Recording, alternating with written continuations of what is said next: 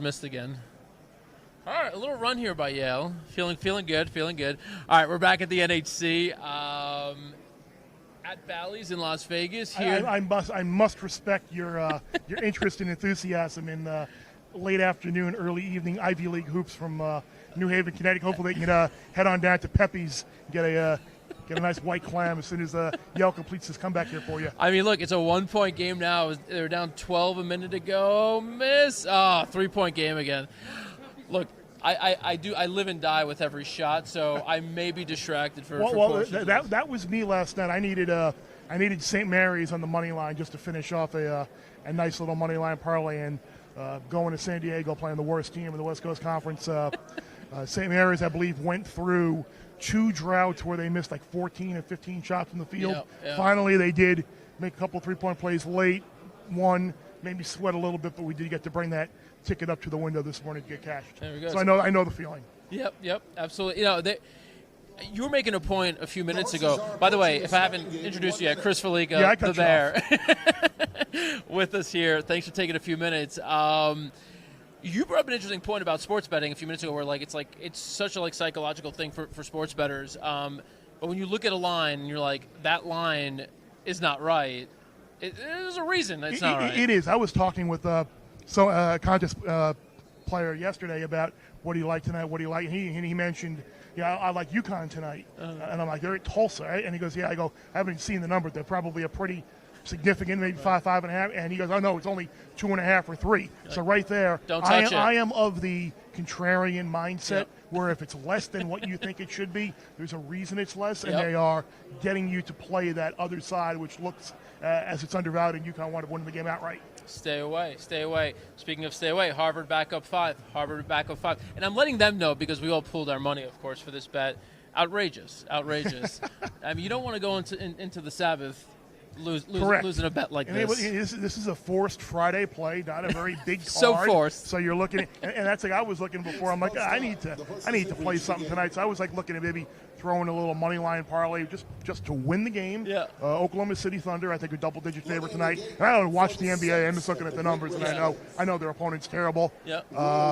Blue Jackets are a big home favorite against the Red Wings, and the Red Wings probably aren't going to win. Coming off a win last night back-to-back. Yeah. And then Siena was like an 8.5 or a 9-point favorite at home. So I thought those 3 might be a little 3-team money line parlay. Probably would get you back maybe 75 cents on the dollar, maybe 60 cents. Yeah. I mean, if you both seem like all 3 seem like they should win. What's your I know people know you for a number of things, but if you're gonna, you got $100 to bet, we'll let you bet any sport you want, any time of year, any type of game. What sport is it? And I'm probably betting a pick 5 at either Saratoga or Gulfstream. So you go back to racing. I'm probably betting a pick 5 just because of the potential for return for a massive 5-figure score. Yeah. Like yesterday's pick 5 at Gulfstream was not crazy by any means. I think you had a 5-to-1 shot, a 9-to-1 shot, a couple of favorites, and it came back $5 grand for 50 cents. It's a beautiful thing. And it wasn't a very rich ticket. Yeah. So I mean, if you're looking for pure return on investment and prolonged interest, I go over pick 5 either at Saratoga or Gulfstream, but I mean I do think a lot of times it could potentially would be a college football game, maybe a bowl game where there's a good feel on a team's motivational play or an underdog throughout the regular season that might be a little bit of a contrarian dog. Yeah. But I think those would probably be the ones. All right. How about the Super Bowl? How did you make out there? Super Bowl worked out great. Yeah.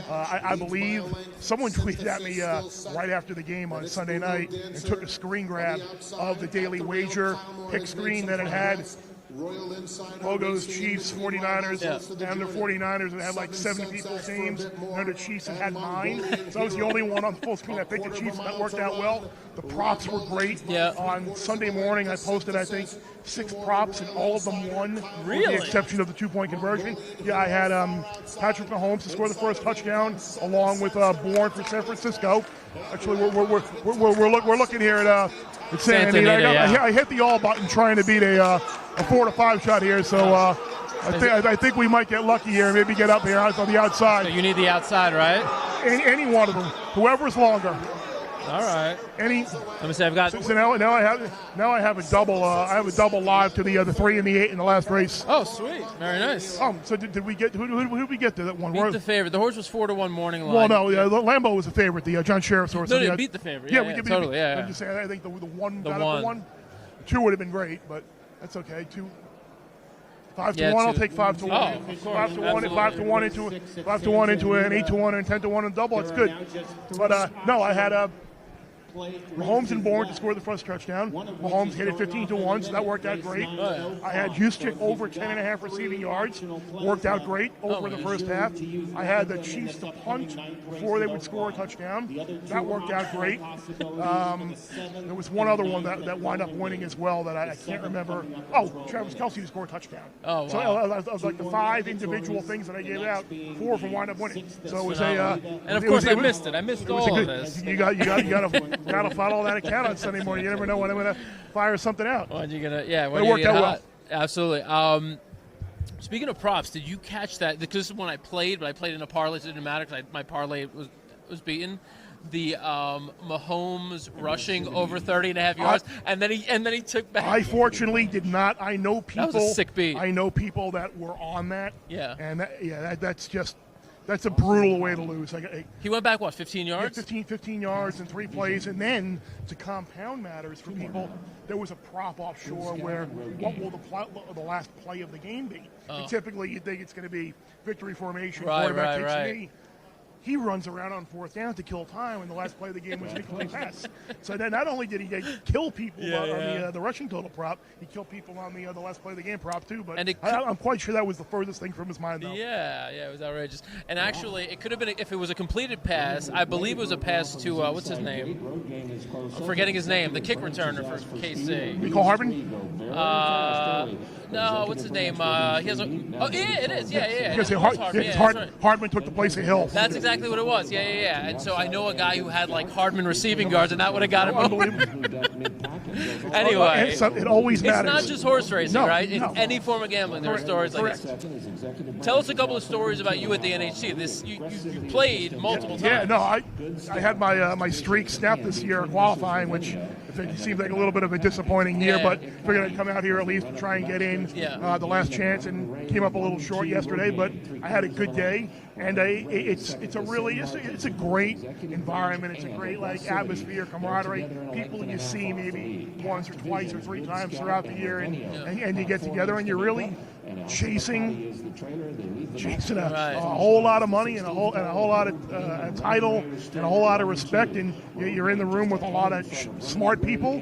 You're in the room with a lot of people who are just stabbing at long shots, like yesterday at Fairgrounds, where everybody seemed to have that 5-horse in the off-the-turf race that you couldn't make a case for. So sometimes you get lucky, sometimes you don't, but it's a lot of. I remember last year, for example, I was right on the cut line, and it came down to the last race of the day, and I needed to win the last race at Santa Anita, and I landed on Doug O'Neill's horse that got up and won, sent me on to Sunday, and got through and actually cashed last year for the first time in a while, and it worked out great. And I believe in a shocking development at Oaklawn. Robertino Diodoro has won and returned to the winner's circle. I think he's probably at about David Cohen 60-70% this week. Look, he went off even money. Bit of an overlay. I believe he was like 9-2 on the morning. It's like the winner he had in the last race was 9-2 in the morning line, went off at 3-2. Like who makes these lines? I do think. I mean, you bring up a good point. I think if you're an Oaklawn player, not just this year because Laurel and Aqueduct canceled today. I think you're at a distinct advantage if you're somebody who plays Oaklawn here. What I've noticed just from being here for the past 3 years. Oaklawn is where your prices are going to usually come from, and it's really a hard track to nail down unless you're following it on a regular basis. That happened last year with all the issues in California. Yeah. I never was really an Oaklawn regular player, but because Santa Anita had all its issues last year, I started looking at Oaklawn more and more, and that cross-country pick 5 with Aqueduct and Oaklawn as well, which is a great bet. I started looking at Oaklawn a lot more, and I noticed it. And last year during the NHC, I had a really nice I don't think it was a cap horse, but it was about 18 to 1 or so, called Oaklawn. And then my big mistake came at Oaklawn, where I decided not to fire an optional play on a Zito maiden that was a cap horse and wound up winning. Yeah. And who knows where I would have Firing been. on a Zito maiden, though, is always... And you know what it was? It was a maiden claimer. The horse had run in maiden specials at Saratoga, and then laid off for a while and drop it into a maiden. And I'm like, the favorite was not good. Yeah. And I'm like, you know what? You can make a case for this horse, and you could. And I did, and I didn't play it. So that was the mistake I couldn't overcome to get into a really good pay position last year. But it's funny. People ask about how do you attack the NHC? What's the bit of advice you could make is it's just your one mistake you can overcome. Just how you react to that mistake and respond to it in avoiding a second mistake, which could be catastrophic, is the biggest thing. It's such the grind over 2 or 3 days if you make it to Sunday. It's a lot mentally tougher than people might think. You got to let it roll off your back. And it's not just the losses that you have to let roll off your back. You have to let 3 things, I think, roll off your back. 1 is the losses. 2 are the horses that you were going to play that you didn't play. Correct. And 3 is everyone celebrating when they hit a big one. Correct. You know? And you got to block out the noise in the room. People are going to stab and hit a cap horse, and odds are you're going to look up at the end of the day, they're going to be stuck on $62 because they're going to go 1 for 15, and they're going to have got 1, but they're going to be in a position. But I was like yesterday, I had 4 wins and a second at 13 to 1, and by the time the cap horse comes, they move slightly ahead of me. So it's what are you going to do? What are you going to do? So we got trouble here, by the way, in New Haven. Oh yeah, we're done. Okay. We're done. 71-59 Harvard. We're done. We're losing. Wait, yeah, we're done. You're down 12. We're down 12. Maybe a miracle and we force overtime. What do you think? You know what I think? I think that you're going to have to rip off 21 straight winners starting next week. Okay. Stay lucky. Stay lucky. Well, yeah. Tell us about Stay Lucky. What do you know about Stay Lucky? I know. I'm hearing through the grapevine that it's going to be ready to roll next week, and it really is. It's a lot of fun. It's totally free. A chance to win a heck of a lot of money and some $1 million. Of course, a lot of great prizes along the line. And all you got to do is seems just pick at least one winner every week. Or you want to pick multiple races every week as we go along, and if you can get to 21, you win $1 million. It's pretty. Yeah. I think it's the ultimate, I think in the ultimate, ego play for, horse players are all very, prideful and all that. If you think that you're the best, this is the ultimate test. Right. Pick 21 straight winners if you're that good. And it's a great thing because there are a lot of times where there'll be 3 or 4 short price favorites that look really good. Yep. I'm talking 6 to 5, 8 to 5. This horse has to fall down to lose. Right. And there might be 4 of them on a given Saturday or Sunday, and one of them usually does lose. Yeah, It's about avoiding that trap and maybe just play 1 or 2 on a single week just to keep it going. Last year, because we track the leaderboard, we're we know what's going to happen with the insurance, obviously, if somebody gets close. But there were a couple of guys who were at 12, 13, 14. Well, it looked like they were going to get there because Matoli was winning every week. Midnight Bijou was winning every week.